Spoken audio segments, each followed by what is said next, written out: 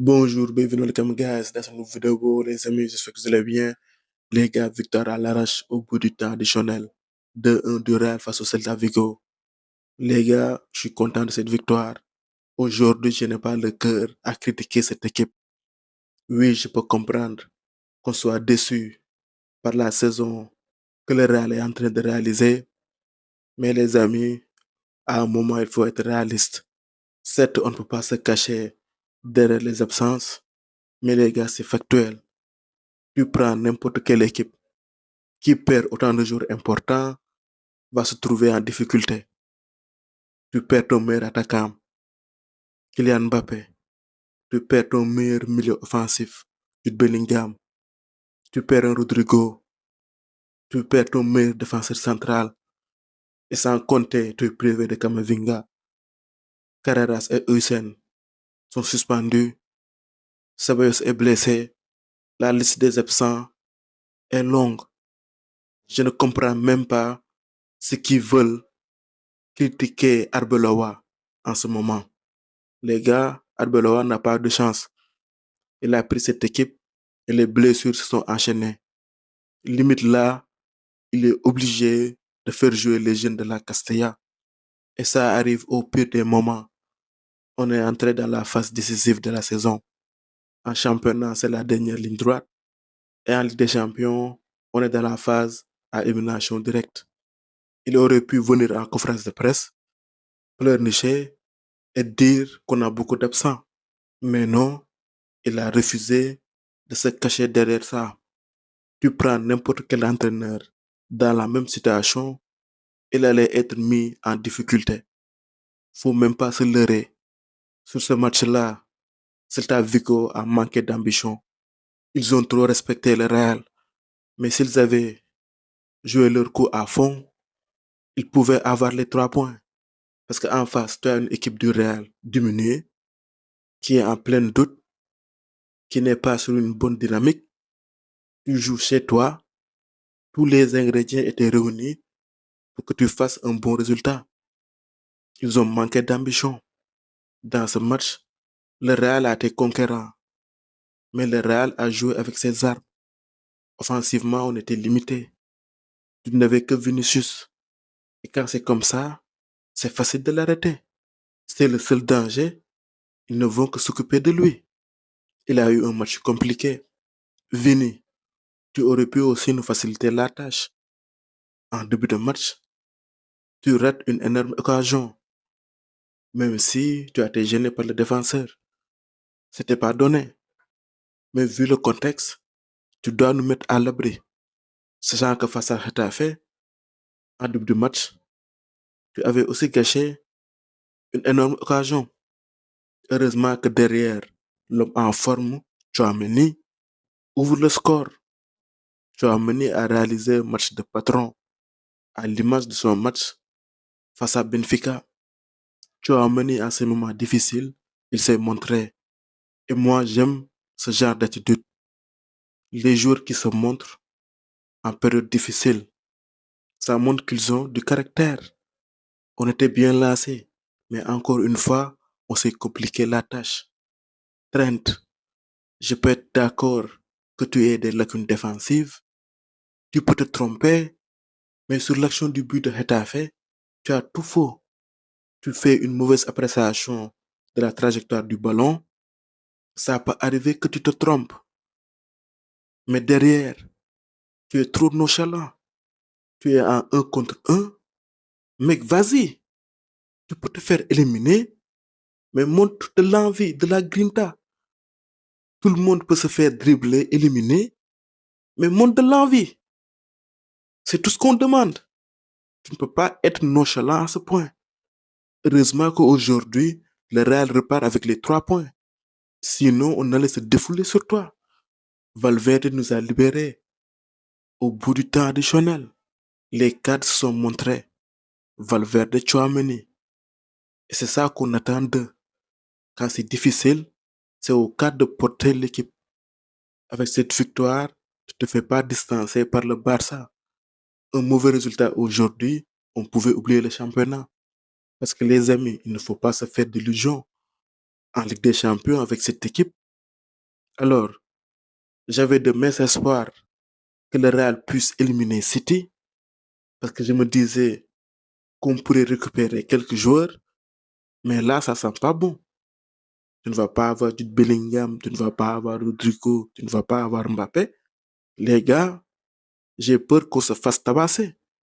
Parce qu'offensivement, tu es trop limité. Il n'y a que Vini. Après, tu as qui? Tu as Brahim, Massanteno. C'est trop léger.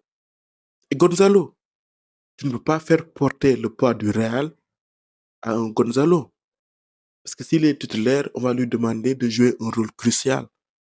Mais non, des joueurs comme ça, on les demande juste de venir en complément. Par exemple, tu as tes 10 titulaires, il te manque un joueur, et un joueur comme Gonzalo vient en complément. C'est différent. Je ne me fais pas trop d'espoir. Si le Real passe contre City, ça voudrait dire que ce club est vraiment spécial. Après, les gars, le Real est en difficulté. Dans une saison, tu ne peux pas avoir autant de blessés. C'est pas normal. Je ne sais pas si c'est la direction ou le staff médical, mais c'est pas normal. Même sur le recrutement, il y a des choses à dire. Après, c'est plus la gestion. Et c'est là aussi, j'en veux à Xabi Alonso. Regardez un joueur comme Hendrik. Il ne l'a pas fait jouer. À la limite, il pouvait être utile en sortie de banc. Mais le pauvre, sous Xabi Alonso, il a ciré le banc. Derrière, il a été prêté à Lyon. Actuellement, il est en train de s'éclater. Et à ce stade de la saison, s'il était toujours au Real, il pouvait jouer un rôle. Tu n'as pas Rodrigo, tu n'as pas Mbappé. Et même la gestion du jeune Massantino, les gars, Massantino a 18 ans. Xabi Alonso le prend et tout de suite, il le fait démarrer comme titulaire. Il l'a grillé. Il a sauté des étapes. Les gars, Madrid est habitué à faire venir des jeunes joueurs. Un Marcelo est venu très jeune, un Casemiro, Vinicius, Rodrigo, Valverde. Ils se sont battus. Et petit à petit, ils se sont fait une place. Et ce n'est qu'au moment où le Real était en difficulté qu'il a fait appel à Rodrigo. Il s'est montré et quand il a enchaîné les matchs, il a commencé à souffrir de petites blessures jusqu'à avoir dernièrement une rupture des ligaments croisés. C'est dommage. Un joueur comme Vini, il l'a traité de façon irrespectueuse. On voyait que Vini était crispé. Il n'était pas en confiance. Arbeloa a été appelé en sauveur-pompier. Avec Xabi Alonso, on a perdu du temps. Erreur de casting. Et même Hussein, après lui, à la limite, il avait un peu plus d'expérience. Il pouvait postuler à une place de titulaire. Oui, mais la gestion globale de Xabi Alonso, c'était pas trop ça. Derrière lui, on peut tirer aussi sur les joueurs. Ils ne sont pas exempts de tout reproche. Mais je ne vais pas les allumer. Parce que quoi qu'on puisse dire encore une fois, ce sont des joueurs qui ont gagné pour la plupart avec le Real. Ce sont des champions. Ils peuvent avoir des limites, mais la culture de l'instant ne me fera pas dire des bêtises. Parce que les amis, il ne faut pas oublier, dans un passé récent, on nous avait dit que les Modric, Kroos, Casemiro, ils étaient finito. Parce qu'après le départ de Cristiano Ronaldo, c'était un peu compliqué. Mais par la suite, le Real a recommencé à gagner. Et derrière, le Real a gagné d'autres Ligues des Champions. Il ne faut pas seulement s'arrêter sur le moment présent. Moi, ma principale occupation, c'est pourquoi les joueurs se blessent autant. Et ça fait plusieurs saisons. Est-ce que le Real paye ses succès de ces dernières années? Qui dit succès dit plus de matchs. Peut-être que c'est en train de se répercuter sur les joueurs ou c'est le staff qui n'est pas au niveau. J'ai beaucoup de questions. Qui est le fautif? Certains désignent Perez. Oui, on ne peut pas être d'accord à 100% avec lui, mais les gars, Perez, je ne fais pas l'allumer. Certains diront qu'il a acheté Kylian Mbappé pour satisfaire ses caprices, ses désirs. Mais bon, ce n'est pas que ça. Au Real, on veut toujours les meilleurs joueurs au monde. Et le problème actuel du Real, ce n'est pas que Kylian Mbappé. C'est global. Déjà, les blessures, c'est un problème. Tu ne peux pas rivaliser avec les meilleures équipes au monde quand tu es privé autant de joueurs importants. C'est pas possible. L'équipe manque de continuité. Après, actuellement, certains font le procès de Jude Bellingham, de Kylian Mbappé et autres, disant qu'ils veulent se préserver pour la Coupe du Monde et on veut les traiter comme les méchants de l'histoire. Les amis, la vie, ce n'est pas noir ou blanc. Non, chacun a ses intérêts. Le Real défend ses intérêts. Leur équipe nationale, la France ou l'Angleterre, défend ses intérêts. Et les joueurs aussi défendent leurs intérêts. Concernant les joueurs, je ne peux les blâmer que s'ils sont à 100% et que sur le terrain, ils se préservent, ils ne se donnent pas. Ça, je ne peux pas l'accepter. Mais quand tu es blessé, mieux vaut prendre ton temps afin que tu puisses guérir, que ce soit en club ou en équipe nationale, puisse profiter de toi et que tu puisses donner le meilleur de toi-même.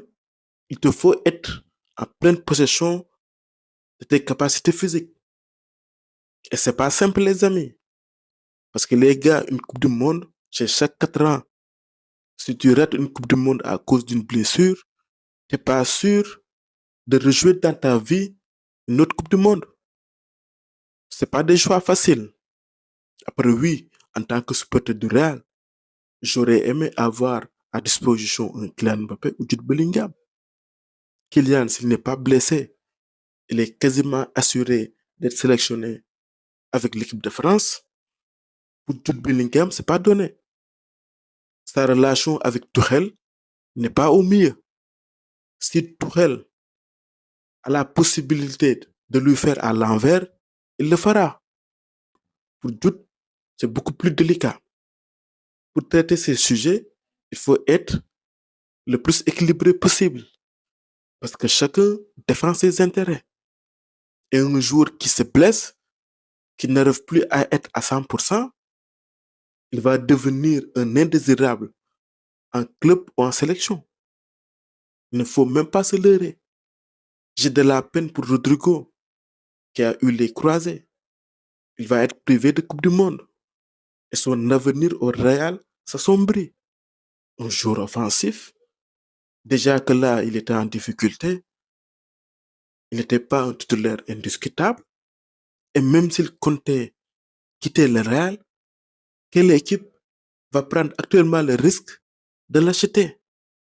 Il vit des mois compliqués, mais on lui souhaite le meilleur. J'espère qu'il va vite se rétablir et qu'il va recommencer à jouer au football et nous faire plaisir pendant encore de nombreuses années. Le Real va jouer mercredi en Ligue des Champions contre City. Les gars, comme j'ai l'habitude de le dire maintenant, je prends match après match. En Ligue des Champions, vu le tableau, vu les équipes qui sont sur notre chemin, les gars, je ne me fais pas trop d'illusions. Déjà que notre situation était compliquée lorsque l'équipe était presque au complet, mais là, avec les blessures, ça va être très compliqué. La seule chose que je veux éviter, c'est que le Real se fasse humilier.